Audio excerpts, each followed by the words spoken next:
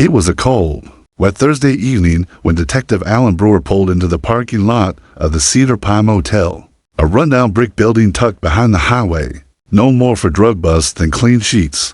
He hated coming here. The smell of mildew clung to the air even outside. Still, a call had come in, a suspicious guest acting erratically in room for see no threats. Just something off, as the desk clerk put it.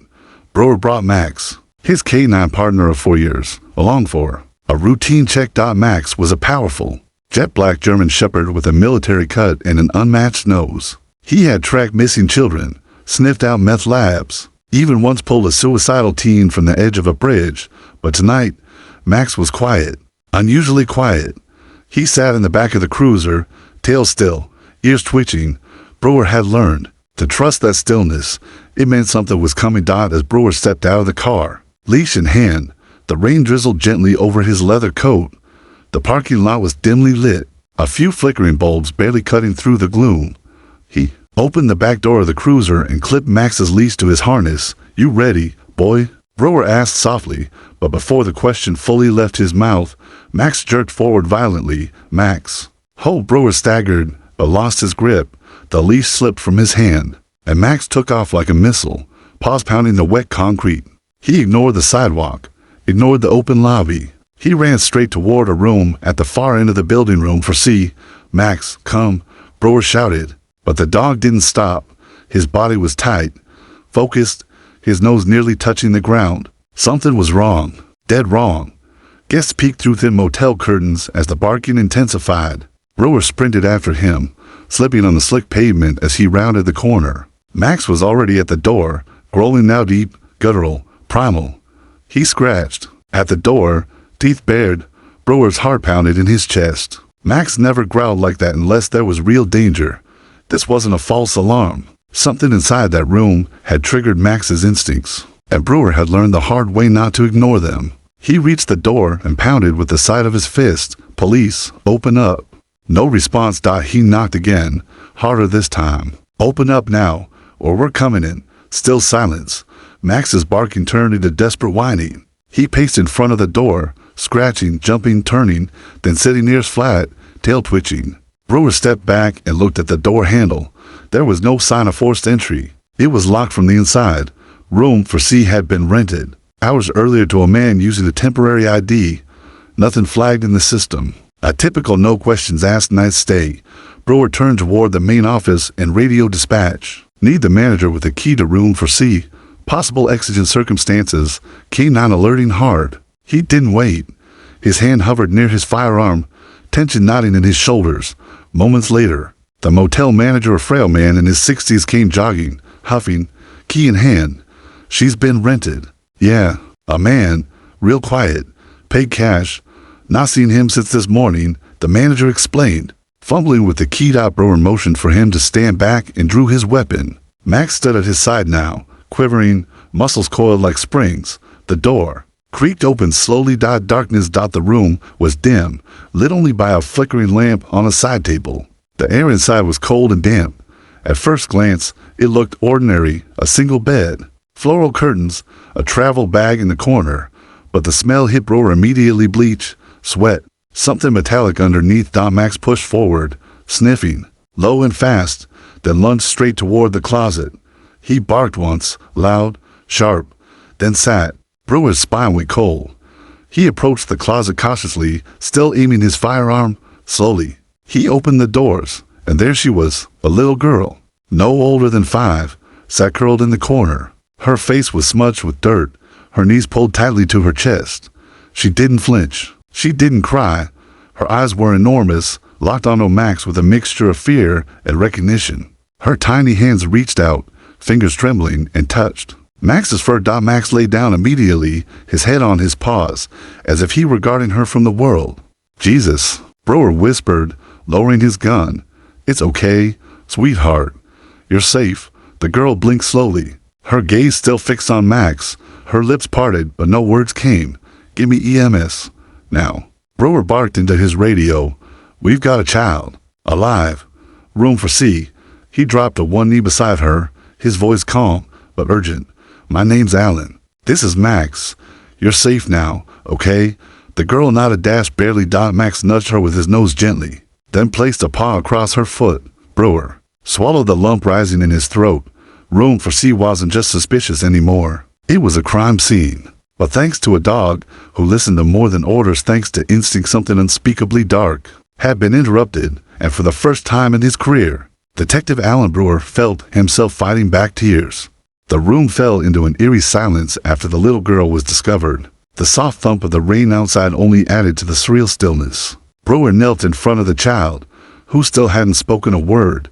She clutched Max's thick neck for as if it were a rope keeping her afloat in a storm. Her eyes didn't blink, not even once. Brewer's heart ached at the sight. Max stayed perfectly still, his ears perked forward, eyes locked on hers, as though he alone could understand what she'd endured. Brewer pressed the mic on his shoulder. Dispatch, update, young female child, approximately 5 years old, conscious, nonverbal. No visible threats in the room. Possible trauma. I need EMS and child services on location. Immediately, the girl didn't respond to his words. But when Brewer reached forward, slowly, to check her for injuries, she recoiled, not dramatically, but enough. There were faint bruises along her arms, barely visible in the dim lamplight. Her clothes were too big, the sleeves of her hoodie stretched over her small hands. She's been here a while, Brewer muttered, more to himself than anyone else. The motel manager lingered awkwardly at the doorway. I didn't know, officer. I swear. He came in yesterday morning, paid cash. Quiet. Said he was traveling south. I didn't ask questions. Brewer turned sharply. Did he give a name? The man fumbled. Nothing real, said Mr. Gray. I didn't get ID, wasn't working the desk. It was my nephew. He left the log in the back. Brewer stared at the man, the fury behind his eyes hidden only by the professionalism he forced to maintain. You didn't see a kid with him? No, never. I swear. Brewer turned back to the child. It's okay, he whispered again, keeping his voice low, soothing. You're safe now. No one's gonna hurt you. Max responded with a gentle huff, nudging his nose against the girl's elbow. Suddenly, she shifted. Slowly, she leaned her forehead against Max's. It was the smallest movement, but it was everything. Brewer felt the lump rise in his throat. Again, he couldn't afford to cry. Not now. Not in front of her. Red and blue lights soon painted the window blinds. Paramedics entered the room, quiet and respectful. Brewer stood aside as they approached, but Max didn't move. Not until Emma, the girl, as they would later learn her name, touched his shoulder and gave the faintest nod. Max stood, giving her space. The paramedics gently lifted her onto a stretcher, wrapping her in a clean blanket. She didn't cry. She didn't ask for anyone. She just held a firm grip on the corner of Max's leash. Even as they wheeled her away, Brewer stayed behind, now alone in room for C. It was time to investigate. He slipped on gloves and began scanning the room more thoroughly. The bed was neatly made. No blood, no signs of a struggle, but Brewer trusted the little things. In the bathroom, the mirror was wiped oddly clean except for a smudge in the corner. He leaned closer. A faint, smeared handprint dot in the trash bin. He found fast food wrappers, one child-sized milk carton, proof she had been here long enough to eat, drink. Under the bed, something glinted faintly. Brewer reached down and retrieved it, a disposable phone, screen cracked, still buzzing with unread texts. He scrolled through the messages. Unknown number. Please, I just want my daughter back. You promised you wouldn't hurt her. I'm begging you. Don't disappear. Tell me she's okay. Just tell me that. The messages went on for weeks. The desperation grew. Dozens of them. From someone named Lori. Brewer's gut twisted. He checked the motel's guest log in the office. The signature in room for C's entry was nearly illegible. But one thing stood out. No license plate listed. No car description. Just the time, 10:14 a.m. The morning before. Brewer returned to his cruiser and pulled up the motel's security footage on his laptop. The manager had said the cameras were old, but functional. One feed pointed at the parking lot. He fast-forwarded to the check-in time. There, a man, tall, hoodie pulled tight, sunglasses on. He moved quickly, head down. Behind him, a shadow was that a child. He paused. REWUND. Yes, a small figure, hooded, hand clutched tightly in his. But as Brewer looked closer, something stood out. The man kept scanning the lot, nervous, avoiding eye contact with the clerk. Then, just before entering the room, he reached into his back pocket and pulled out a roll of duct tape. Brewer didn't wait. He grabbed the evidence bag, dropped the phone inside, and called dispatch again. Possible child abduction. Suspect fled prior to officer arrival. Evidence suggests extended confinement. I need the footage from every surrounding business, gas stations, convenience stores, everything. We need to find that man. He paused, and someone get me a trace on the number linked to this phone. Her name's Lori. She's the key. Brewer turned to look at Max, who had returned to the cruiser and sat upright in the back seat, staring at the motel room like he could still smell the terror in its walls. You saved her, Max, Brewer said softly, but I don't think she was the only one. Max didn't bark. He just stared, like he already knew. The drive to the hospital was slow and quiet. Brewer followed behind the ambulance, eyes locked on its rear lights through the downpour. His mind churned with everything they had uncovered so far. Room for C, the bruised little girl, the burner, phone with heartbreaking messages from a woman named Lori. There were so many gaps. But one thing was clear. This wasn't a one-time event. It was part of something bigger, something calculated. At the hospital, Brewer stood outside the exam room, arms crossed tightly as he stared through the glass Emma lay on the bed, a warm blanket wrapped around her tiny frame. She looked smaller now, swallowed by the sterile white sheets and hospital walls. Nurses worked around her gently. Still, she hadn't spoken a word. Max sat obediently in the hallway outside, his presence drawing quiet curiosity from the nurses and staff. Brewer had given permission for Max to stay close. Emma didn't want him far. She hadn't said that, of course, but the way her hand clenched the leash until the moment they had to part said enough. A pediatrician stepped out of the room and sighed. She's malnourished, dehydrated, and showing signs of physical and psychological trauma. No broken bones, but bruises on her ribs, arms, and upper legs, some of them old, others fresh. Whatever she went through, it wasn't recent. It was ongoing. Brewer nodded grimly. Anything else? She's in shock, but she's aware. Tracking movement, responding with eye contact. She's not catatonic, just locked inside. It'll take time. The words hit harder than Brewer expected. Locked inside, like she was still in that closet.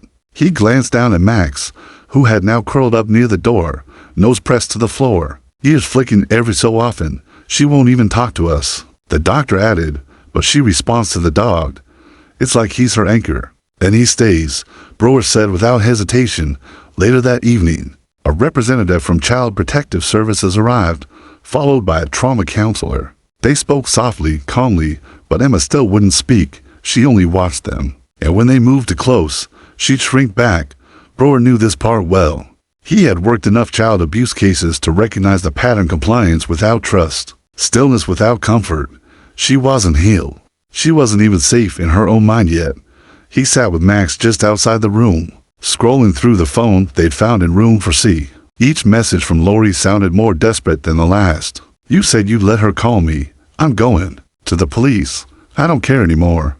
You promised not to hurt her. Please. She's my baby. Brewer called the number again, straight to voicemail. He replayed the security footage from the motel. The man's face was still mostly hidden, hood low, glasses reflective, but something about his walk, his tension, seemed familiar. Brewer had seen that posture before, not just fear, but paranoia, like someone who wasn't acting alone. His phone buzzed. The tech team had traced the messages to a number purchased anonymously at a gas station in Oklahoma 3 months earlier. The signal had bounced off towers across 3 states. Whoever this man was, he'd gone to great lengths to stay invisible. Later that night, Brewer stepped into Emma's room. Hey, he said softly, it's just me, Alan, and Max. Max patted him gently. Emma's eyes lit up, not wide, not dramatic, but subtly, a flicker. She held out her hand and Max moved close. Resting his head on the bed, she stroked his ears quietly. I wanted to check on you. Brewer continued, make sure you're okay. No response, but her hand didn't stop moving. Brewer sat in the chair beside her. You're very brave, you know. You helped us find you. Max couldn't have done it without you. Silence. He reached into his pocket and pulled out a small notepad. You don't have to talk. You can draw, if you want. He set it beside Her with the crayon dot at first. She didn't move, but as Brewer stood to leave, her hand crept toward the pad. Max will be just outside, he said, pausing at the door. You're safe now, Emma. Her eyes flicked to him for a moment. Still, no words. But something in that gaze shifted just slightly. It wasn't fear. It was something else. Recognition. A few hours passed. Brewer returned with a sandwich and coffee in hand, exhaustion dragging at his limbs. The trauma counselor greeted him. Outside the room, she drew something, the woman whispered. Brewer stepped inside. The notepad now had 3 drawings. The first was of Max accurate down to the badge on his vest. The second was a man's face, but only partially drawn. One side was obscured, while the other featured a deep scar running from eyebrow to jaw, and the third drawing sent a chill through Brewer's bones. It was a van. Black. Windows. Covered. No license plate. Brewer stared at it, then back at Emma. Her small hand reached for Max's fur again. This wasn't just a random abduction. This man had done this before, maybe many times. Emma was just the one Max had found. Brewer turned back toward the hallway and made a call to headquarters. I need facial recognition analysis. Cross-check scars. Male suspects, 30 to 50, tied to abductions or trafficking. This girl knows something, and whoever he is, he's not done yet. Outside, lightning lit the sky. Inside, Emma reached for the crayon again. And Max, the silent hero, never left her side. Detective Brewer stood under the humming fluorescent lights of the precinct's incident room, eyes scanning the bulletin board now littered with maps, photos, and sticky notes. In the center was a printed copy of the drawing Emma had made. The black van with no license plate. Surrounding it were frames of motel footage, lists of burner phone purchases, and one close-up still image, a partial face, mostly obscured by shadows, but the scar was unmistakable. Brewer rubbed his temples. Everything about this case was moving too slowly, and every minute lost was a minute closer to the suspect vanishing for good. Facial recognition gave us 3 hits, said Detective Rios, walking into the room holding a report. 2 dead ends. 1 potential match. James Rourke, known alias user, arrested twice, no convictions. Tied to a suspected trafficking ring in 2018, but walked due to lack of evidence. Brewer took the folder and flipped it open. James Rourke, 38, born in Kentucky. Last known address untraceable. The scar matched. So did the posture from the motel video. Everything was aligning, but there was still no solid lead on where he'd gone after fleeing Room 4C. Did we check highway cameras? Brewer asked. We did. Caught a van matching the drawing heading south 15 minutes after Max broke free. Plate was covered. Last ping from the burner phone was near I-40 for outside Springfield. After that radio silence, Brewer stared at the map. There was no doubt now. Rourke had taken Emma to that motel planning to stay invisible. But something had happened, something that made him leave her behind. Max's sudden pursuit had clearly interrupted something. The timing was too precise. He turned to Rios. Where would someone like Rourke go? He's on the run. Needs to disappear fast, but not too far. Somewhere quiet, isolated, off-grid, rural properties. Abandoned warehouses, possibly a safe house tied to the ring. Brewer nodded. Let's check property records. Focus on abandoned structures near where the last phone pinged, and get canine teams ready. If there are other kids, Rios didn't need the rest of the sentence. She was already on the phone. Meanwhile, Brewer took a trip back to the hospital. He found Emma in the same room, sitting cross-legged on the bed with a small tray of food beside her. She had drawn more since his last visit. One page had a series of tiny windows, each one with what looked like faces behind them. Another had a drawing of a basement staircase, dark at the top, light at the bottom. He approached carefully, setting down a folder. Hi, Emma. Max is downstairs. He'll be up in a minute. I brought you something. She glanced up, expression neutral, but alert. Brewer opened the folder and pulled out 3 printed photographs. One showed James Rourke's face. I want to ask if you recognize any of these people. Emma didn't speak, but she picked up her crayon and slowly circled the first photo. Rourke. Brewer's throat tightened. You did really good, he said gently. Because of you, we're close to finding him, and maybe other kids too. She hesitated, then reached for a fresh sheet of paper. This time, she drew something Brewer hadn't seen before: a wooden door with a lock and a long narrow window. Beside it, stairs, and on the other side, a cage. His jaw clenched. She was giving him a map. A memory. Brewer thanked her, and when Max entered moments later, Emma threw her arms around him. No words, just the safety of his presence. Max licked her cheek once, then lay beside her bed. Back at the precinct, Brewer pored over her drawings with Rios and a team of analysts. They compared the images to known hideouts used in trafficking investigations. One warehouse stood out abandoned for years, but previously flagged in 2019 during a sting. It was located just outside Lebanon, Missouri, less than 30 minutes from the last phone ping. Brewer grabbed his jacket. Get a tactical team. We move now. An hour later, the convoy of black SUVs pulled up to the overgrown lot. Brewer stepped out into the wind, Max at his side, vibrating with energy. His nose was up, sniffing the air.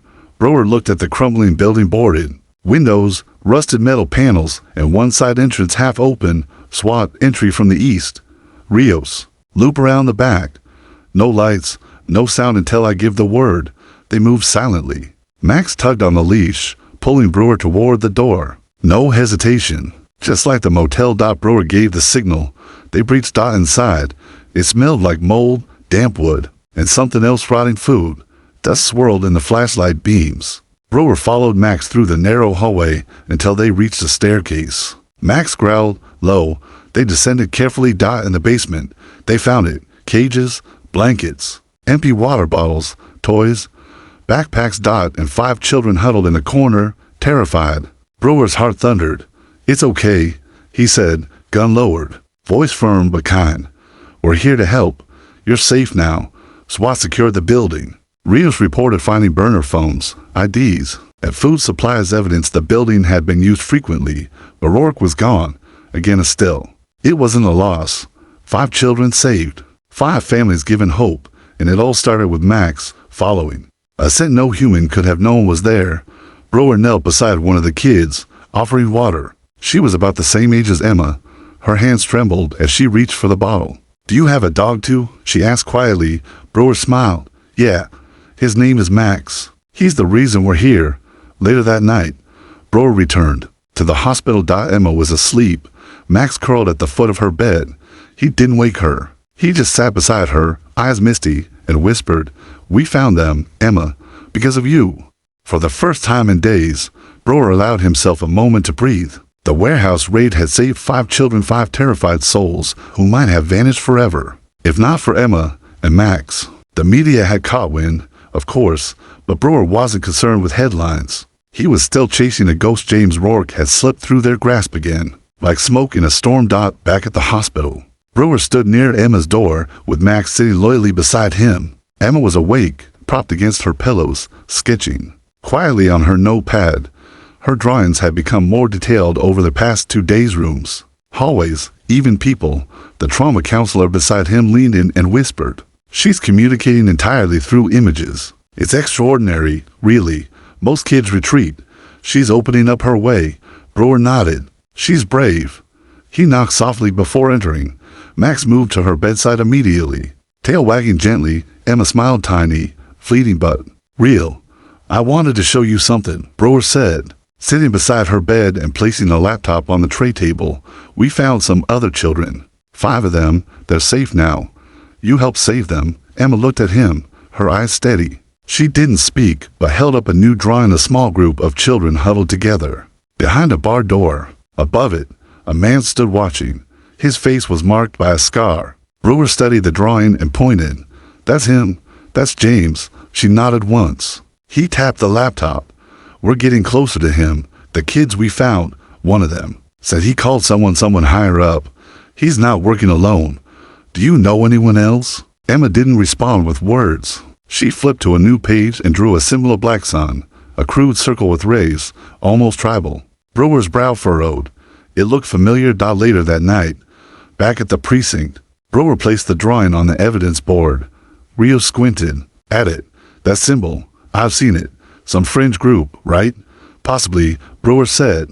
It came from Emma. They searched databases and came across a match, an underground group flagged by Homeland Security known as the Black Sun Order, suspected of trafficking and illegal transport operations. Low profile, high secrecy, few arrests, no public presence. Rourke had once been linked to a known member, but the connection hadn't held up in court.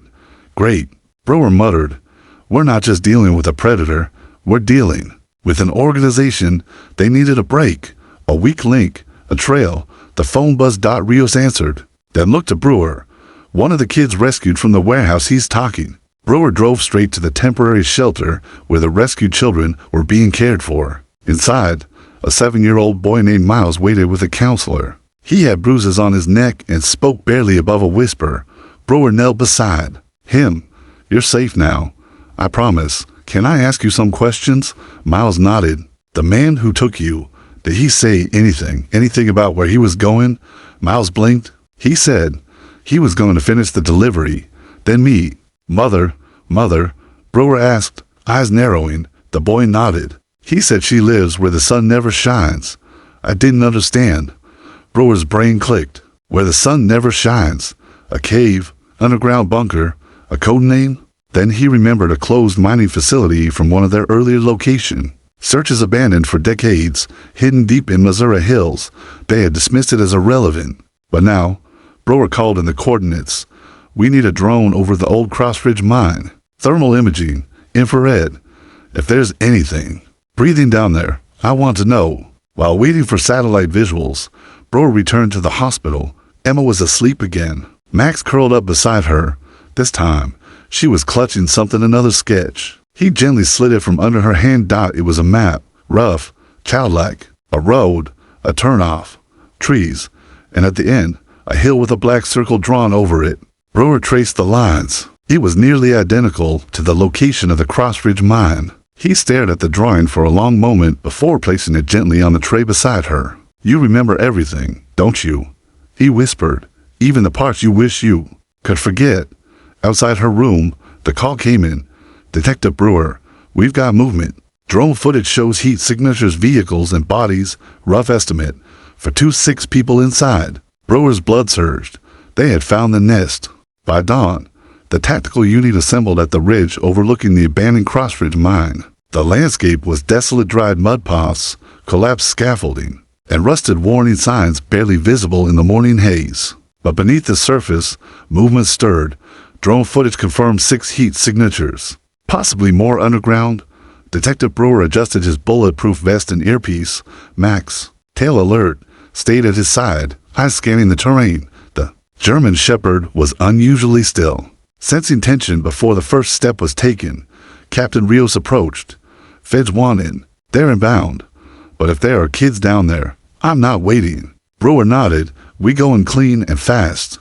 One team heads down the main shaft. I'll lead with Max through the lower tunnel. Emma's drawing marked it specifically. That's where Rourke will be." As they approached the shaft, the temperature dropped. Brewer took one last look at the crude map Emma had drawn and whispered, "You brought us here, kiddo. We won't fail you." They descended carefully, flashlights piercing the dark. Max growled lowly near the lower tunnel entrance, his nose lifted, sniffing.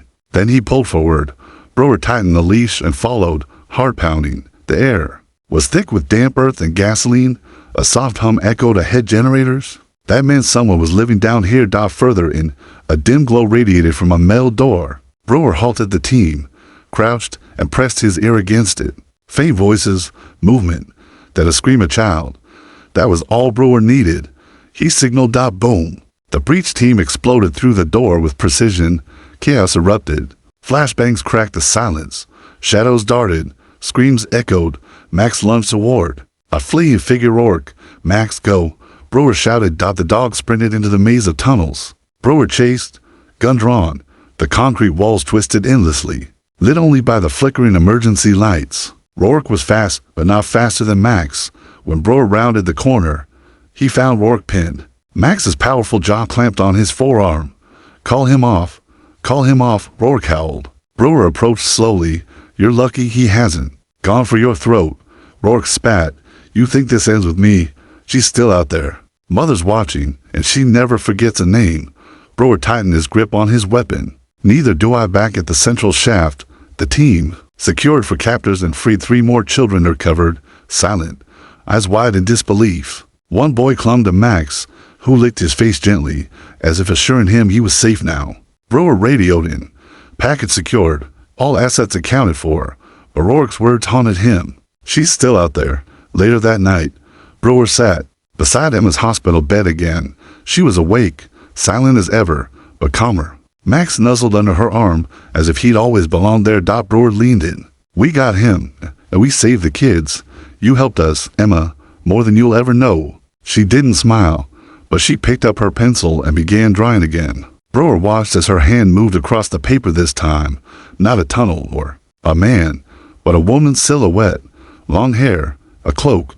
Behind her, rows of empty cages. Beneath the figure, Emma carefully wrote one word, "Mother." Brewer stared, breath caught in his throat. The case wasn't over. Rourke had been a lieutenant. Mother was the general. The Black Sun order was bigger than they imagined. The weeks after the Crossbridge raid, Rourke hadn't said a word, not a single name, not a single place.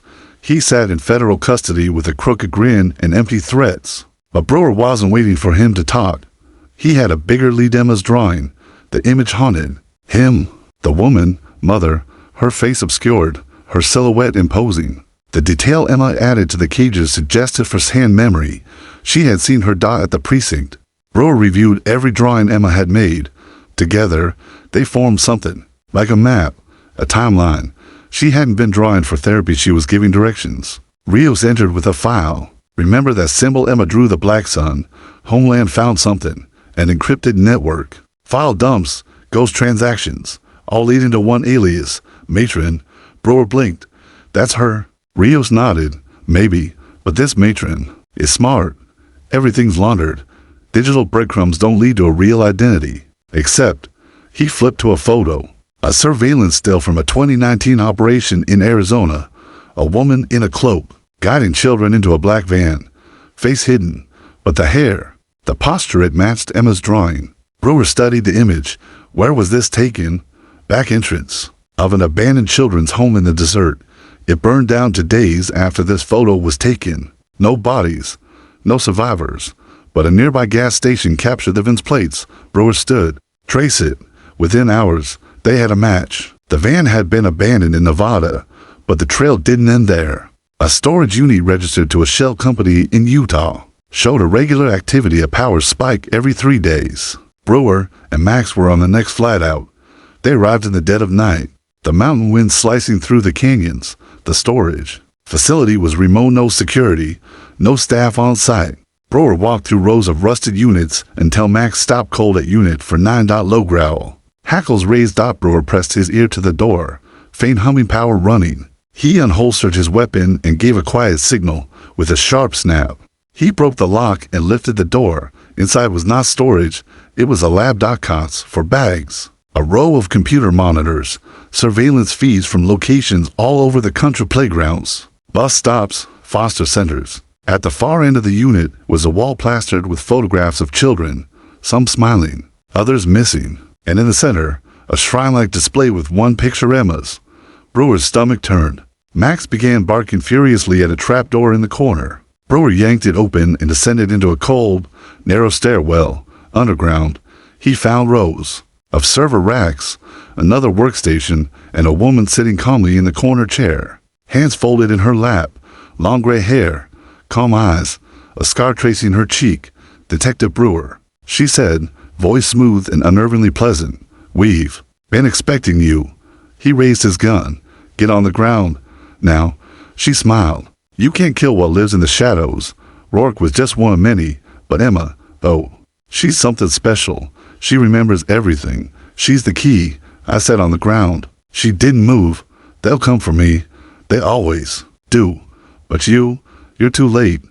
Brewer cuffed her roughly and dragged her outside. Max followed, rolling low. As he secured her in the cruiser, she leaned forward, whispering, "You'll wish you left her alone." Back at the hospital, Emma stirred in her sleep, then suddenly sat upright, eyes wide. The nurses rushed to her side, calming her. She grabbed her notepad and began scribbling furiously. By the time Brewer returned, her message was waiting. She had drawn the woman again behind bars, but around her were others, shadowed figures with masks and knives, more of them, watching, waiting. At the bottom of the page, she had written, "This isn't over." Brewer stared at the drawing and knew she was right. They had cut off one head of the snake, but the body still writhed in darkness. 2 months had passed since the arrest of the woman known only as Mother. She now sat in federal isolation, speaking to no one but her court-appointed psychiatrist, and even then, only in cryptic fragments. But the damage was done. Her arrest had cracked something wide open. Across the country, coordinated raids lit up like fireworks. Warehouses in Ohio, cabins in the Dakotas, even a remote yacht off the Florida coast. Each location bore signs of the same organization, the Black Sun. Each time, children were found. Each time, Emma had drawn something before the operation, and each time, she had been right. Emma hadn't spoken yet, not a single word, but her pencil said everything she couldn't. Her drawings became evidence, testimony, and prophecy. The FBI had brought in forensic art analysts and trauma therapists, but nothing came close to Brewer's bond with her and Max's. That morning, Brewer walked into the pediatric ward, carrying the coffees. One for him, one untouched, but placed in front of her out of ritual. Max patted beside him, tail swaying. Emma looked up as they entered and gave the faintest smile, the first he had ever seen from her. "She's improving," the nurse whispered. "She even laughed yesterday." Brewer nodded, eyes never leaving Emma. "She's stronger than anyone realizes." He sat beside her as she drew again. This time, it wasn't a dark place, not a cage, not a tunnel. It was a home, a front porch, with flower pots, a dog in the yard, a girl on a swing, sunlight in the background. "You want to go home someday?" he asked softly. Emma pointed to the drawing, then gently touched Max's head. "She doesn't just want a home," the nurse said from the doorway. "She wants him there too." Brewer swallowed hard. Max had become more than a service animal. He was her anchor, her guardian, her voice, in a way. Back at headquarters, Rios handed Brewer a new file. "Federal judge approved it. You're clear to adopt her if you're sure." Brewer froze. "Adopt? You're the only one she trusts. And let's face it, you've already been acting like her dad." Brewer stared at the form. Suddenly, all the sleepless nights, the stakeouts, the gunfire, the darkness, they all faded into something simpler, something terrifyingly pure. Family. A week later, in a quiet courtroom, Emma sat beside Brewer as the judge finalized the papers. She held Max's leash tightly, her legs swinging off the seat, eyes watching everything. The judge smiled at her. "Miss Emma, do you understand what this means?" Emma looked at Brewer. He nodded gently. "It means you're home now, forever." For a moment, silence. Then Emma opened her mouth, and for the first time, her voice broke through the stillness. She whispered just two words. "Thank you." The courtroom froze. The stenographer stopped typing. The judge leaned forward, her eyes misting. Brewer's jaw tightened. Emma looked down shyly and reached for Max, hugging him close. The dog whined softly, pressing his head to her shoulder. Tears welled in Brewer's eyes. He gently placed a hand on her back, steady and warm. Later that night, back in their new home, modest, tucked in a quiet suburb, Emma stood in the doorway of her bedroom. On the walls, her drawings were pinned like stars, each one darker than the last, until they reached the final one. The house was sunlight. Brewer tucked her in. Max curled up on the floor beside her bed. She looked up at him. "Will they come back?" she asked. Brewer sat down, surprised by the clarity of her voice. "Maybe," he said honestly, "but they won't get past us. Not me, not Max, not you." She nodded slowly, then whispered, "We're stronger than them, always," Brewer replied. He turned off the light and left the door slightly open. In the hallway, he paused, listening to the quiet hum of a home that was, at last, safe. The black sun had cast a long shadow, but Emma had become the light that broke through it. And in that light, others were beginning to find their way home too.